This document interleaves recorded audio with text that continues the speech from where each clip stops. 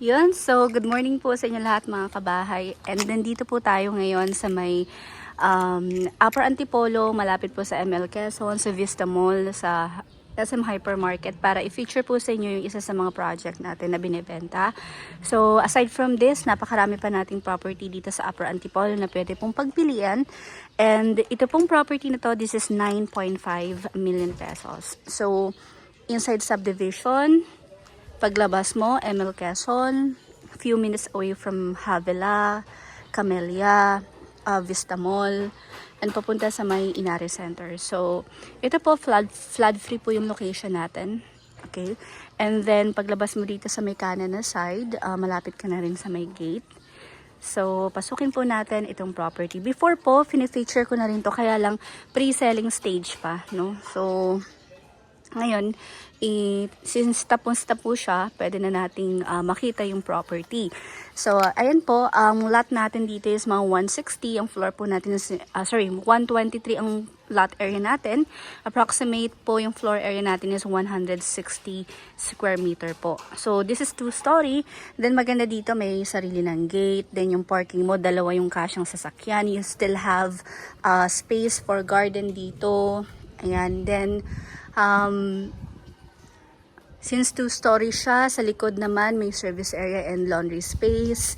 Ayan po, single attached po yung property natin. And huwag niyo pong kalimutan mag-subscribe din pala mga kabahay sa aming YouTube channel. Malapit na kami mag 45,000 subscribers. And then sa TikTok po, meron din kami which is mga 17,000 subscribers na tayo doon. Sa Facebook, we are 14,000 subscribers. So, yan po. Ito yung sa space natin, Lanay. You still have space dito kung lagyan mo ng halaman. Especially dun sa mga buyers natin na mahilig maghalaman.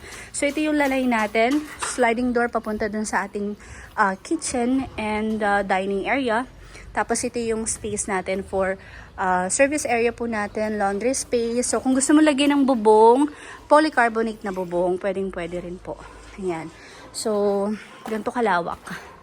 No, yung parang maganda yung pagkakaano, parang mini siya ng mga nakikita natin, mini version siya ng mga nakikita natin mga properties na around 15 to 20 million pesos dito sa Antipolo. So, yun yung access sa door natin papunta dun sa ating kitchen. Pero ikot tayo, dun tayo sa main door, dumaan para mas makita natin yung lawak, no, ng living and dining area natin. So, sa carport naman, malawak. Kahit mga SUV, dalawa, kasya po dito mga kabahay. So, let's pasok tayo. Welcome po sa inyong bahay. Very soon, magiging bahay nyo na. Ayan. So, pagpasok natin, you have, dito sa kanan na side, meron kang stock room, sa ilalim ng hagdanan. Nandito rin yung breaker, diba? Tapos, this is your living and dining area. Ang aliwalas. So, dito yung space mo for your living area. Ayan.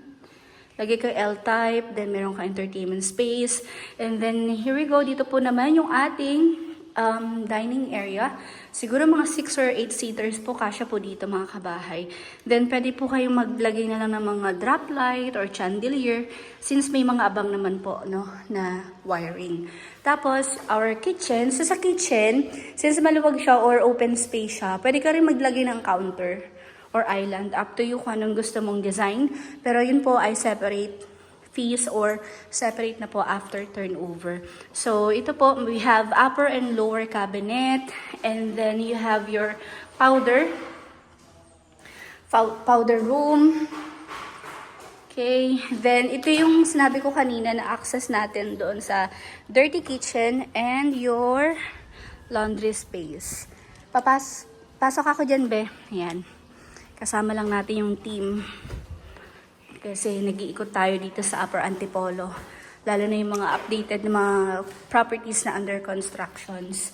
So, ayan po. Ito yung second floor natin. Let's check.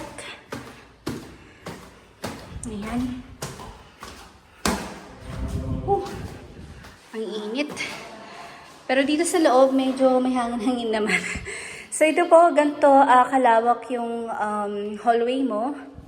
Okay, so dito po may abang para sa drop light mo or yung chandelier na ilalagay mo. Uso ngayon yung mga modern design. Ang dami niyang nabibili sa mall. Then, this is your master bedroom. Sa master bedroom, kasya po yung full bed or kahit queen size na bed. Then, may sarili tong balcony. Ayan.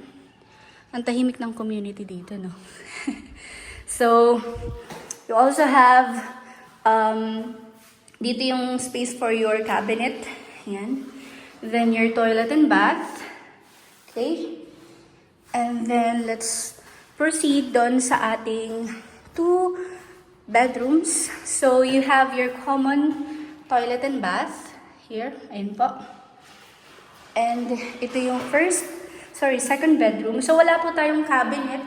Kayo na rin po na buyer ang mag-shoulder ng cabinet. Yan. Meron naman pong nabibili sa mall or kaya naman po kung gusto nyo ipa-customize, pwede naman.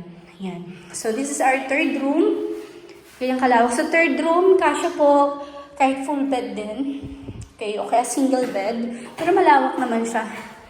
Okay, pati dito, almost same size sila ng rooms. So, yun po mga kabahay. Kung gusto niyo po makita ng personal yung property, let me know. Inform nyo lang po ako. So, tara, baba tayo. Ayan. Worth it po ito sa 9.5 million mga kabahay. Definitely 100% recommended ko ito kasi pasok talaga to sa mga buyers na naghahanap ng mga around 9 to 10 million pesos po na single dito sa Upper Antipolo.